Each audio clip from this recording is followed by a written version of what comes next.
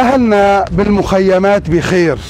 ما تردوا دائما على بعض التقارير الإعلامية اللي دائما بدهم يعملوا من خلال الإعلام شحادين ومتسولين. أهلنا بالخيام بألف خير، ويمكن وضعهم أفضل من الناس ساكنة في البيوت العادية.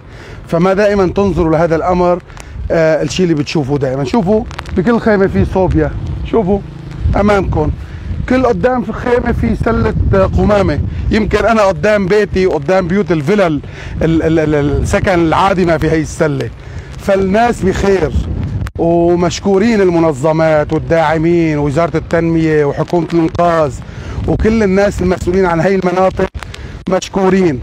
الخبز عبصل لباب الخيمة والأمور كلها بخير. لا دائما تشوفوا بعض الفيديوهات اللي بتشوه بصورة أهلنا. أهلنا عندهم عزة نفس وكبرياء وعندهم كرامة، ودائما أهلنا اللي بيميزهم انه هن عايشين في ارضهم في بلدهم جوا بلدهم. انت اللي عايش اليوم بارضه ببلده عنده كرامه وعزه نفس. اهلنا اهل خير واهل طيب.